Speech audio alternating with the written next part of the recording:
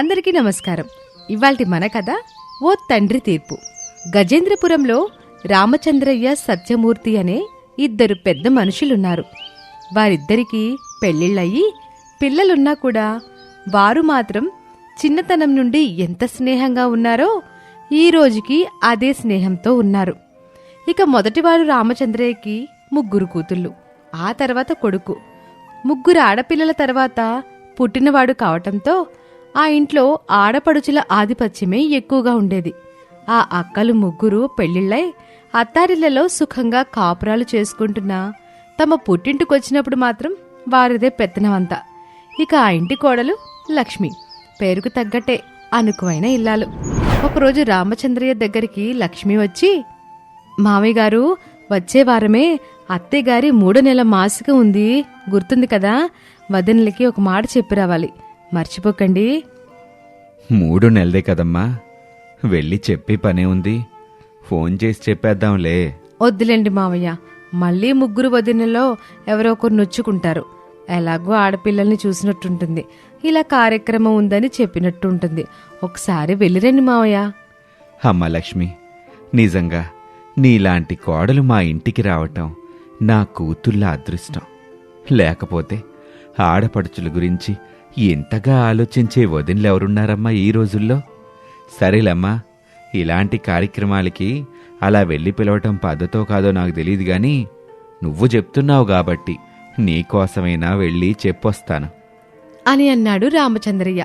ఈ విధంగా లక్ష్మికి తన ఆడపడుచులు వారి అత్తారింట్లో ఒక్క మాట కూడా పడకూడదనే పట్టుదల ఎంతుందో, తను కూడా తన అత్తవారింటి నుండి ఒక్క మాట తెచ్చుకోకూడదు అనుకునే ఆత్మాభిమానం కూడా ఉంది.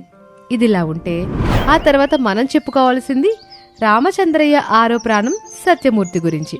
అతనికి 2 పిల్లలు, 2కి పెళ్లిళ్ళైపోయాయి. కొడుకు విదేశాల్లో స్థిరపడిపోయాడు. ఇక కూతురు ఉత్తరాది రాష్ట్రంలో తన భర్తతో చాలా సంతోషంగా ఉంది. అందుకే ఏ బెంగలు బంగపాట్లు లేని హ్యాపీ లైఫ్ సత్యమూర్తి జంటది. అతను ఎక్కడికి వెళ్లాలన్నా కూడా అతని భార్య పార్వతమ్మ లేకుండా ఎక్కడికి వెళ్ళడు. ఒకరోజు పార్వతమ్మ తన భర్త సత్యమూర్తితో, యావండి, సావిత్రి వదిన 3వ నెల మాసికం ఇంకో 3 రోజుల్లో ఉంది కదా, ఒకసారి రామచంద్రయ్య అన్నయ్య దగ్గరికి వెళ్ళి ఏర్పాట్లయ్యి ఎంతవరకు వచ్చో ఏంటో చూసి రాకూడదు? అడిగేశావా? ఇంకా ఈ ముక్క అడగలేదేంటా అని 2 రోజుల నుంచి ఎదురు చూస్తున్నానే.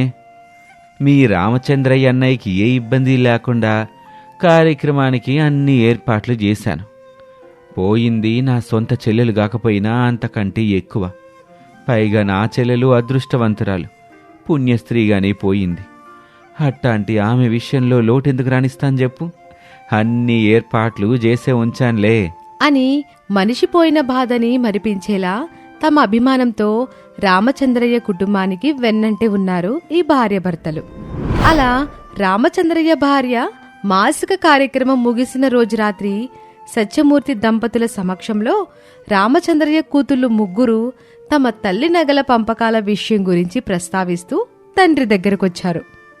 నాన్న, మరి నేను రేపు వెళ్ళిపోతాను మా ఇంటికి, ఇకపోతే మిగిలిన విషయాలు కూడా మాట్లాడడం అయిపోతే బాగుంటది. అక్క, ఎందుకలా నానుస్తావు? విషయం ఏంటో సూటుగా చెప్పే, నాన్నకి క్లియర్గా అర్థమవుతుంది. ఏ విషయం గురించమ్మా?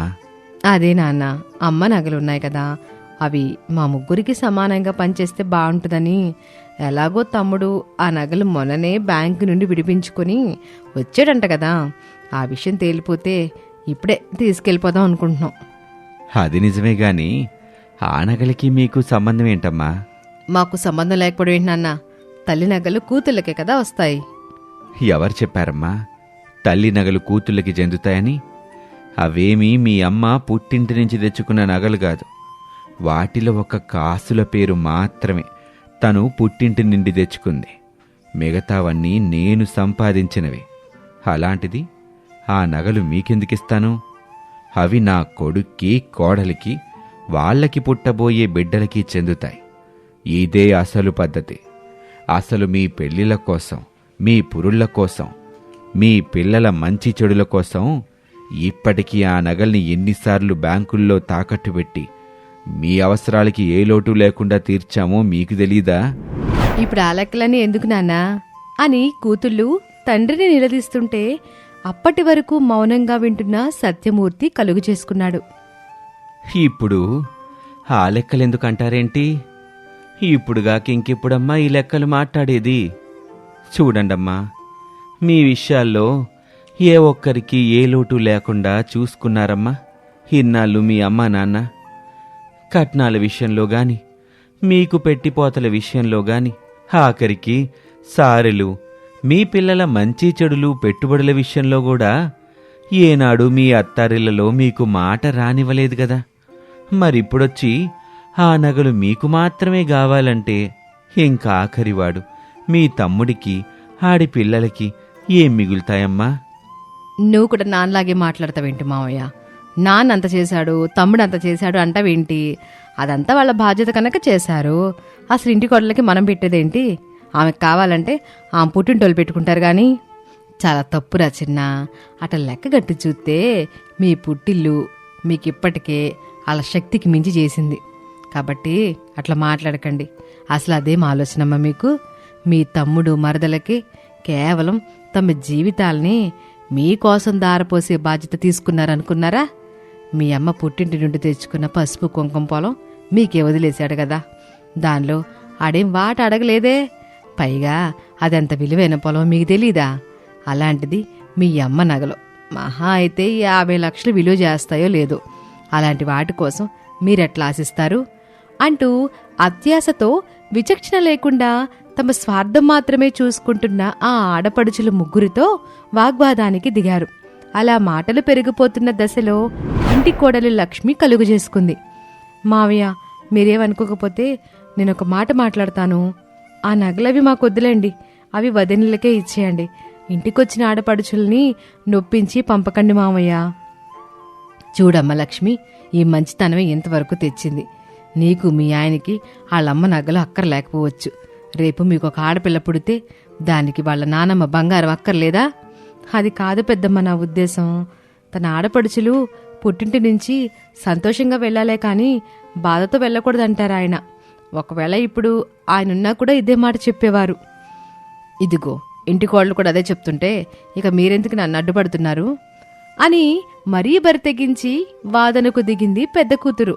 అప్పుడు రామచంద్రయ్యకి ఏం చేయాలో తోచక తల పట్టుకుని కూర్చున్నాడు. ఇంతలో సత్యమూర్తి కలుగు చేసుకుంటూ, సరేనర్రా, ఇవ్వాలే మీ అమ్మ కార్యక్రమం అయ్యింది. ఈ రాత్రి వేళ ఈ చర్చ ఎందుకు? దీని గురించి రేపు మాట్లాడుకుందాము. ఈ రాత్రికి ప్రశాంతంగా ఉండండి అంటూ వ్యవహారం శృతిమించిపోకుండా దాన్ని అక్కడతో ఆపాడు. అలా ఆ రాత్రి తెల్లారింది. స్నేహితులిద్దరూ ఉదయాన్నే లేచి పొలంలో ఉన్న రామచంద్రయ్య భార్య సమాధి దగ్గరికి వెళ్లి ఇంటికి తిరిగొచ్చారు. అప్పటికి కూతుళ్ళు ముగ్గురు తమ తల్లి నగల విషయం ఏమి తెలుస్తారనే ఆశతో ఎదురుచూస్తుంటే ఇంటి కోడలు లక్ష్మి మాత్రం అప్పుడు కూడా తన ఆడపడుచులకి లోటు లేకుండా అన్ని ఏర్పాట్లు చేస్తుంది. హరే రామ, నీకు నాకున్న చనువు మీద, మన స్నేహం మీద నమ్మకంతో నేనో మాట చెప్తాను, వింటావా? భలేవాడివిరా మూర్తి. నువ్వు నన్ను అనుమతడిగేంత స్నేహితుడి కాదని నీకు తెలియదా? నువ్వేమనుకుంటున్నావో చెప్పు. మరేమీ లేదురా, నువ్వో పని చెయ్యి. ఆ నగలు నీ కూతులు ముగ్గురికి ఇచ్చే నేను చెప్తాను. అదెలారా? పాపం కొడుకు కోడలికి అన్యాయం చేయమంటావా? వారికి కూడా అన్యాయం జరగదు. ఎందుకే ఇన్నాళ్ళు తోబుట్టు కాపోయినా పార్వతమ్మని నీ సొంత చెల్లెలి కన్నా ఎక్కువగా చూసుకొని, పండగ నీ పబ్బమని వచ్చినప్పుడు నీ సొంత ఆడపడుచుకు పెట్టినట్టు నువ్వు పెట్టిన బంగారం ఉందిగా, అదంతా నీ కోడలికి ఇచ్చేసిద్దిలేరా? అదెలా కుదురుతుందిరా? అది నా చెల్లెలికి నేను ప్రేమతో ఇచ్చుకుంది. ఆయన సరిగ్గానే చెప్పారన్నయ్య. నేను నీ చెల్లినైతే అది నా కూతురు లాంటిదే కదా. ఎప్పుడూ పెద్దమ్మ పెద్దమ్మ అంటూ ఆప్యాయంగా నన్ను ఆదరించింది గాని బయట దానిలాగా ఎప్పుడూ చూడలేదు. అదే కాక తల్లి బంగారం కూతుళ్ళకే చెందాలని నీ కూతురు చెప్పిన లెక్క ప్రకారమే నా కూతురికి నాన్న పెట్టిన బంగారం ఇచ్చుకుంటాను. లేదురా, మా కారణంగా మీ పిల్లల మధ్య మీరు ఇబ్బంది పడ్డం నాకిష్టం లేదు. లేదన్నయ్య, నా పిల్లలు తల్లిదండ్రుల ఆస్తులకో బంగారాల కోసమో ఆశపడేవాళ్ళు కాదు. వాళ్ళకి వ్యక్తిత్వం ఉంది. అసలు మా ఇంటి పెద్దగా ఈయన ఏ నిర్ణయం తీసుకున్నా ఈ రోజు వరకు వారు మేరలేదు అంటూ సత్యమూర్తి ప్రతిపాదననే పార్వతమ్మ సమర్థించింది. అదిరా రామా విషయం. కాబట్టిక నువ్వు వద్దు అని అడ్డుపడకుండా ఉంటే చాలు. మా పిల్లలకి మేం పెట్టుకునేది పెట్టుకుంటాం. నీ ఇంటి పెద్దగా నువ్వు ఇచ్చే తీర్పేంటో చెప్పు చాలు అని అడగటంతో ఒక దీర్ఘమైన నిట్టూర్పు తర్వాత రామచంద్రయ్య తన తీర్పును చెబుతూ, ఇన్నాళ్ళు ఆడపిల్లలు ఇంటికి మహాలక్ష్ములు రాని నా కొడుక్కి చెప్పి పెంచాను. వాళ్ళకి పెట్టడం మనకి మంచిది రాని నేర్పించాను. ఆ విషయంలో నా కొడుకు బంగారం. ఇక నా కోడలైతే ఆడపడుచుల విషయంలో నా కొడుకునే మించిన వజ్రంరా. కాబట్టి ఈ ఇంటి పెద్దగా నేను చెప్పేది వినండి. నా కూతుళ్ళు తమ స్వార్థం తప్ప తమ తోడబుట్టినవాడి గురించి గాని పుట్టింటి గురించి గాని ఆలోచించలేనంత దురాశపరులైపోయారు గనక తమ తల్లి బంగారంతోనే తమ పుట్టింటితో వాళ్ళకి బంధం తెగిపోవాలి. రేపు నేను పోయాక మాత్రం వచ్చి నా మీద పడి ఏడిస్తే నా పట్ల వాళ్ళకున్న బాధ్యత కూడా తీరిపోతుంది. ఎందుకంటే నా కూతుళ్ళు బంధాల కన్నా బాధ్యతల్నే ఎక్కువ నమ్ముతున్నారుగా. అందుకే వాళ్ళకిక పుట్టింట్లో బాధ్యత తప్ప బంధం ఉండకూడదు. అలా ఒప్పుకునే వాళ్లే నా భార్య బంగారాన్ని తీసుకెళ్ళండి అని తండ్రి చెప్పిన తీర్పుతో ఇక ఆ ఇంట్లో ఎవరూ మరో మాట మాట్లాడలేదు. అంత గొడవ జరిగిన తర్వాత కూడా ఆ కూతుళ్ళు ముగ్గురు తమ తల్లి బంగారం తీసుకునే వెళ్లారు కాని క్షమించు నాన్న అని ఒక్క మాట కూడా అడగలేదు. ఈ విధంగా ప్రపంచంలో ఎక్కడా లేని విధంగా అత్యంత స్వార్థపరులైన తన ముగ్గురు కూతుళ్ల విషయంలో ఒక తండ్రి ఇచ్చిన తీర్పు చాలా కఠినమైన తీర్పుగా మిగిలిపోయింది. ఇది ఇవాల్టి కథ. మరొక ఆసక్తికరమైన కథతో మళ్ళీ కలుద్దాం. హాయ్ వ్యూయర్స్, మా ఛానల్ని మీరు ఎంతగానో ప్రోత్సహిస్తున్నారు. అందుకు ధన్యవాదాలు. కానీ ఇంకా చాలా మంది మా ఛానల్ని సబ్స్క్రైబ్ చేసుకోకుండా, మా స్టోరీస్కి లైక్ కొట్టకుండా, కామెంట్ చేయకుండా వెళ్ళిపోతున్నారు. మీరలా చేస్తే మా ఈ ప్రయత్నం ఎక్కువ మందికి చేరదు. అందుకే స్టోరీ చూస్తున్నప్పుడే లైక్ నొక్కండి. స్టోరీ అయ్యాక కామెంట్ చేయండి. మా స్టోరీ మీకు నచ్చితే మీ ఆప్తులకి షేర్ చేయండి. ఆర్ఎల్ఆర్ మోరల్ స్టోరీస్లో మీరు చక్కటి నీతి కథల్ని చూడొచ్చు.